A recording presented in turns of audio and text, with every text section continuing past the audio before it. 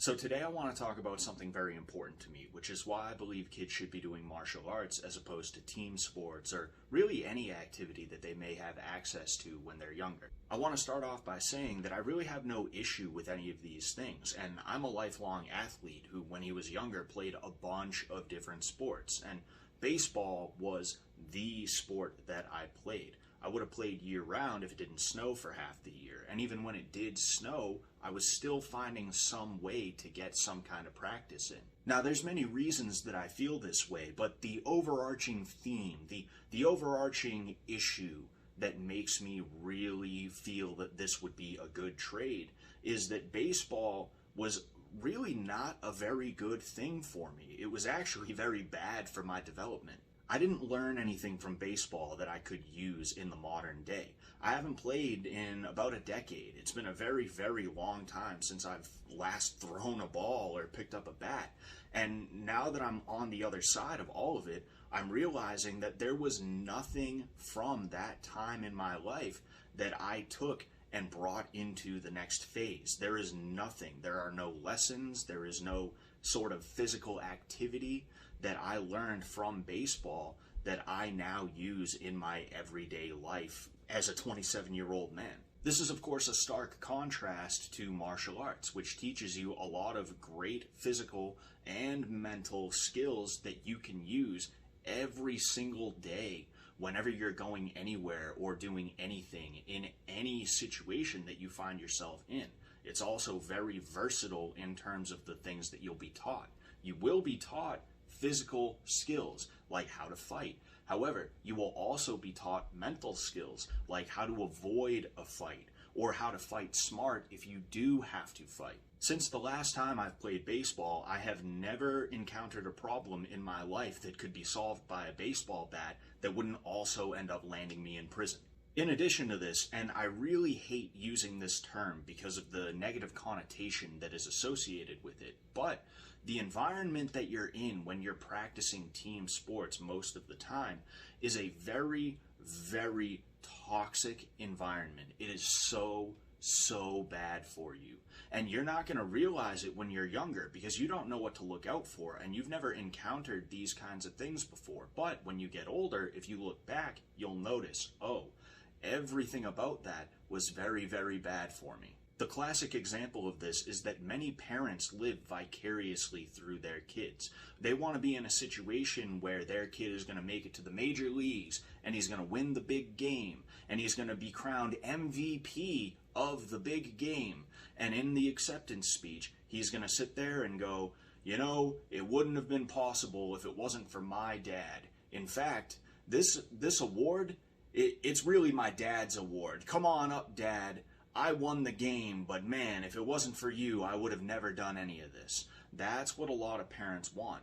And because of this, they push their children to extreme lengths, and they put them under an extreme amount of stress that no kid should be forced to go through. It's not something you want to end up putting on your kid. And most of the time, these parents don't even realize what they're doing.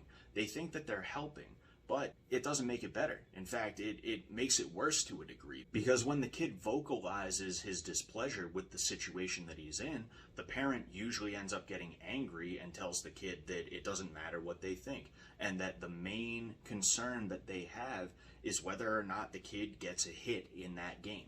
Other than that, there are many more examples of how the parents will make everything about their children's experience in sports all about them.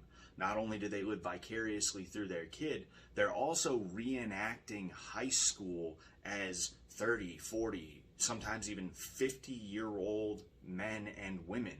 And it's really sad. It's kind of disgusting and it's pathetic. And I personally don't want my kid to be in a situation like that. Now, the way this manifests itself is in a bunch of parents getting together and forming cliques. And there will be a popular clique. And that popular clique will vie for power. All of a sudden, you're going to notice all of the people in that popular clique now have jobs as organizers of the league or the association or whatever you might call it.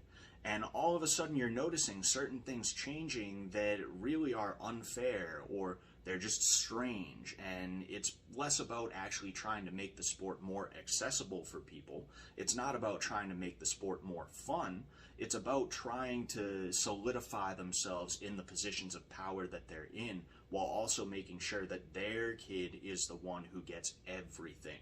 One of the ways this manifests is that all of the popular cliques kids end up on the same team every season. And what's more, the teams that they end up on are usually stacked so that when it comes time for the big town league championship, they end up winning every single time.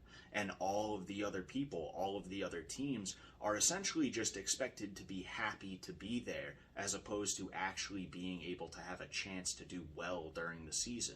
Now, I have no problem with the best team winning, and ideally the best team will win every time. However, when the best team is really only the best team due to some weird, bizarre, insider trading type scenario, that's where I start to have problems. Especially when it's an organization that outwardly projects an attitude of not caring about winning and just wanting every kid to have the best time that they can, and making sure that everything is fair and fun for everybody. An extension of this phenomenon occurs when it comes time for travel league play, which, if you don't know what travel league is, it's essentially the best players from each town in the surrounding area getting together and playing against each other. You're definitely going to notice that everybody in the popular clique ends up on the travel league team, which means they get to go and play against the same exact kind of people from the next town over, which is actually kind of funny when you think about it. Now, of course, what ends up happening is that some of the best players in the town who deserve to be on the team, who worked hard to be able to get on the team,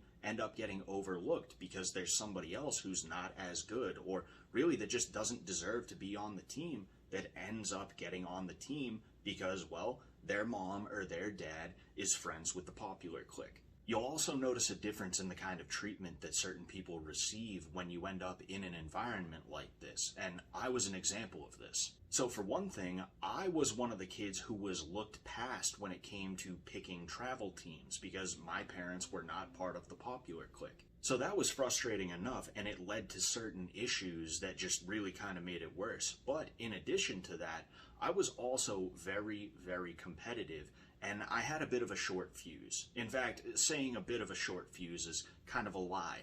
I had a very, very, very short fuse, almost non-existent. But I was not the only one who was like this. Many people were. And I seemed to notice this strange thing where I was the only one getting yelled at by coaches. I was the only one getting talked to by certain people. I was the only one being told that I had to calm down. And there were plenty of examples of different people on different teams who were doing heinous things on par with or worse than the kinds of things that I was known to do when I got upset on the field.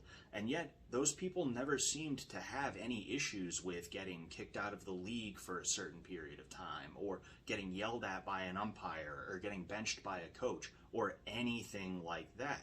It was very interesting to me, and I didn't realize why that was at the time. But now that I'm older and I have a better understanding of the world, I recognize that it was down to the fact that I was not cool enough with the right people, or just really cool enough in general for them to want to look past that. So there's many reasons why martial arts are better for a kid's development than team sports, and I'd say the biggest reason would have to be that the environment is the complete opposite of that of kids' sports. It's very meritocratic in that everybody gets exactly what they deserve when they deserve it, and honestly, some parents don't like that. Some parents want their kids to get new belts every other month. Some people want their kids to end up in situations where they end up being validated even though they've really done nothing worthy of the validation. This is, of course, just parents getting in the way of their kids' development in addition to them having a good time, honestly. Regardless of how good or bad something is, though, I want my kids to be in an environment where they're going to get what they deserve every time.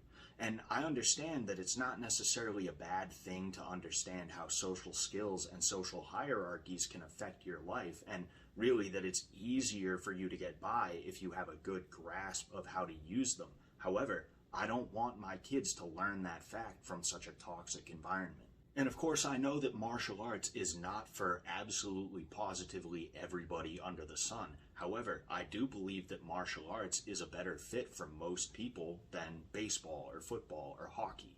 So that's pretty much all that I have to say on this topic, and I hope it made sense. I hope it really came out all right. This is only my second video. I'm still getting the hang of everything. I apologize if it was still kind of bad. I am going to improve on things. I am going to keep trying to get everything together, and I have some stuff on the way right now that I think will help to some degree, but just going to have to hold on for a bit longer. Please bear with me. Other than that, if anybody has any questions, feel free to hit me up on Instagram at Scott Sullivan MMA. This was not something that was asked to me as a question, but it's something that I wanted to speak about because it's a very important topic. It's a very important thing for me. And I will be doing videos like this in the future. Not necessarily question and answer, but I will be doing rant type videos as well. Other than that, if you like this video and you want to see more, especially as I continue to get my ish together with this channel, feel free to subscribe. Let me know what you thought in the comments section. You can also ask me questions in the comments section as well. I'll answer questions from the comments too. Thank you for watching, and good luck out there.